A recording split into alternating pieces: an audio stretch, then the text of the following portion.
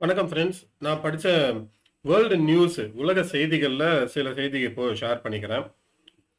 முதல் விஷயம், டொயோட்டா வந்து ஜப்பான்ல திங்கட்கிழமையிலேருந்து அவங்களுடைய ஆலைகள் வந்து திரும்பி தொடங்குறோம் அப்படின்னு சொல்லியிருக்காங்க.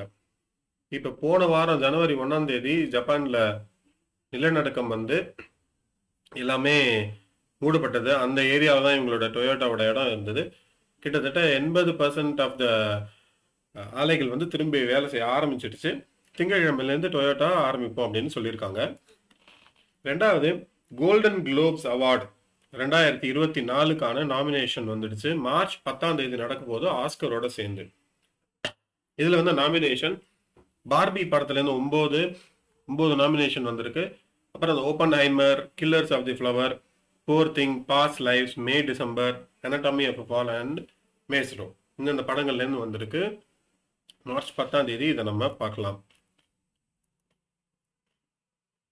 அடுத்து வந்திருக்கிற செய்தி, தென் கொரியாவுக்கும் வட கொரியாவுக்கும் ஒரு பெரிய டென்ஷன் நிலவிட்டு இருக்கு. இப்போ வட கொரியா என்ன பண்ணியிருக்காங்க, தென் கொரியாவோட எல்லை கிட்ட அவங்களுடைய அந்த பாம்லாம், அதாவது துப்பாக்கி சூடு நடத்துறதுக்கான சில துவாரங்கள், ஹோல்ஸ்லாம் இருக்கு, இந்த ரெட் கலர்ல மார்க் ஆயிருக்கு பாருங்க, அதை வந்து இவங்க ஓபன் பண்ணியிருக்காங்க.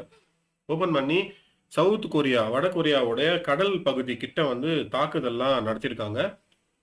அது வந்து கொஞ்சம் பதற்றத்தை ஏற்படுத்தி ரெண்டு பேருமே ரொம்ப அவங்கவுங்க இராணுவத்தோட ரொம்ப தீவிரமா இருக்காங்க. எப்போ யாராவது ஒருத்தர் வந்து அட்டாக் பண்ணாங்கன்னா திரும்பி தாக்கலாம் அப்படின்னு. அடுத்து வந்திருக்கிற செய்தி, நேற்று போயிங் 737 மேக்ஸ் 9 அந்த விமானத்துல வந்து மேல 16,000 அடியில பறந்துட்டு இருக்கும்போது அந்த எக்ஸிட் கேட் பறந்து போயிடுச்சு அப்படின்னு சொல்லியிருந்தோம். ஆக்சிஜன் மாஸ்க்கும் வந்துடுச்சுன்னு. அப்போ சொல்லியிருப்பேன், இந்த மாதிரி யார் அந்த இடத்துல உட்காந்தாங்களோ அவங்க நிலைமையை யோசிச்சு பாருங்க அப்படின்னு சொல்லியிருப்பேன். இன்னைக்கு வந்து என்டிஎஸ்பி அவங்களுடைய அறிக்கையை கொடுத்துருக்காங்க. அந்த இடத்துல வந்து எந்த பயணிகளும் இல்லை அப்படின்னு சொல்லியிருக்காங்க. அதனால எதுவும் பிரச்சனைகள் இல்லை அப்படின்னு. இருந்தும் தான் என்ன ஆயிருக்கும் அப்படிங்கிறது தான் திரும்பி ஒரு கேள்வி. அதாவது அதிர்ஷ்டவசமா அங்கே யாரும் நேற்றுக்கு உட்காரல. அடுத்தது, ரஷ்யாவுக்கும் யுக்ரைனுக்கும் யுத்தம் நடந்துட்டு இருக்கு. அந்த யுத்தத்துல வந்த ஒரு மிசைல், அதாவது ஏவுகணை வந்து வட கொரியா கிட்ட இருந்து ரஷ்யா வாங்கி அதை அமைச்சிருக்காங்க அப்படின்னு இவங்க உக்ரைன் சொல்லியிருக்காங்க. அதுக்கான ஆதாரத்தையும் வெளியிட்டு இருக்காங்க. அந்த அந்த மிசைல் இருக்கு இல்லையா, அந்த ஏவுகணையை வந்து அந்த ஷேப்பு அப்புறம் எப்படிலாம் இருக்குங்கிறதெல்லாம் சொல்லி, இது வந்து யூஸ்வலா வழக்கமா ரஷ்யா அனுப்புற மிசைல் கிடையாது, இது நார்த் கொரியா, அதாவது வட கொரியா கிட்ட இருந்து தான் வந்திருக்கு அப்படின்னு யுக்ரைன் சொல்லியிருக்காங்க. அடுத்தது, வட கொரியாவோட கிம் யோ ஜாங், இவங்க யாருன்னா கிம் ஜாங் நூவோட சகோதரி. இவங்க என்ன சொல்லியிருக்காங்க, யாராவது எங்களை வந்து ஆத்திரம் மூட்டல், அதாவது ப்ரொவகேஷன் பண்ணினாங்கன்னா நாங்க உடனே தாக்கிறதுக்கு ரெடியா இருக்கோம். அதனால இது எதனால வருது அப்படின்னா, இந்த யுஎஸ், அமெரிக்கா வந்து சவுத் கொரியாவுடைய கடல் பகுதியில் மெரைன் ஷிப் வச்சிருக்காங்க. நீர்மூழ்கி கப்பலோட அவங்க வெயிட் பண்ணிட்டு இருக்காங்க. அப்புறம் அமெரிக்காவுடைய நிறைய படைகள் வந்து சவுத் கொரியாவில் இருக்கு. ஸோ இதை பார்த்து வட கொரியா, அமெரிக்காவும் சவுத் கொரியாவும் சேர்ந்து அவங்கள தாக்கலாம் அப்படிங்கிற மாதிரி ஒரு அச்சத்தில் அவங்களும் வந்து ரெடியா இருந்து இந்த மாதிரி ஒரு அறிக்கை சொல்லியிருக்காங்க. எப்போ நீங்க அடிச்சாலும் நாங்கள் திருப்பி அடிச்சிடுவோம் உடனே அப்படின்னு சொல்லியிருக்காங்க. அடுத்த செய்தி, நியூயார்க்னாலே நமக்கு பனி அப்படின்னு ஞாபகம் வரும்.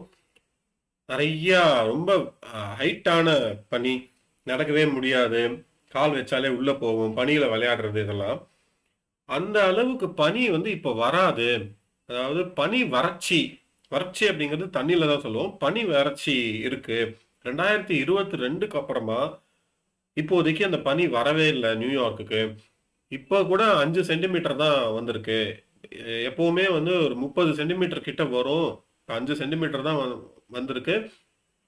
ஒரு சில இடங்கள்ல 0.22 சென்டிமீட்டர் தான் வந்து பனி வந்திருக்கு. அதனால இந்த வருஷமும் அந்த அளவு குளிர் இருக்குமா அப்படிங்கிறது தெரியல அப்படின்னு ஆராய்ச்சியாளர்கள் சொல்லியிருக்காங்க, வானிலை நிலையம். இது வந்து உலக குளோபல் வார்மிங் சொல்றோம் இல்லையா, உலகத்துல எல்லா இடத்துலையுமே சூடு ஏறிடுச்சு, மரங்கள் வெட்டுறதுலேருந்து நிறைய ரசாயன பொருட்கள்னால அதோட பாதிப்பு அங்கேயுமே வந்துருச்சு அப்படின்னு ஒரு செய்தி. அடுத்தது, வியட்நாமுடைய முதல் ஆலை வந்து தமிழ்நாட்டில் தூத்துக்குடியில் திறக்க போகிறாங்க. வின்ஃபாஸ்ட் அப்படிங்கிற நிறுவனம் $2 பில்லியன் தமிழ்நாட்டோட ஒப்பந்தம் போட்டிருக்காங்க. அதில் முதல் 2 வருஷத்துக்கு 500 மில்லியன். இது வந்து இவி பேட்டரி கார்கள் வந்து தயாரிக்கிறதுக்காக அப்படின்னு சொல்றாங்க. என்னுடைய கேள்வி என்னன்னா, தமிழ்நாடு ஃபுல்லா ஆலைகளாவே மாத்தி நம்ம கிட்ட இருக்கிற அந்த நம்ம கிட்ட இருக்கிற தண்ணி ஆகட்டும், காத்தாகட்டும், இதெல்லாம் வந்து உபயோகப்படுத்தி வெளிநாட்டு நிறுவனம் எடுத்துட்டு போகுதோ, நம்மள்த வந்து அழுக்காக்கிடுதோ அப்படிங்கிறது தான் என்னுடைய ஒரு தாட்டு. இதெல்லாம் அங்கேயே பண்ணாம எதுக்காக இங்க வராங்க? காசை கொடுத்து நம்ம இடத்த வந்து அவங்க யூஸ் பண்ணிடுறாங்களோ அப்படின்னு ஒன்று ஒன்று தோணுது. எனிவே இது வந்து வந்திருக்கிற ஒரு செய்தி. இதுதான் இப்போதைக்கு இருக்கிற லேட்டஸ்ட் செய்திகள், அண்மை செய்திகள். வேற ஏதாவது இருந்ததுன்னா திரும்பி நான் அப்புறமா போடுறேன். வணக்கம்.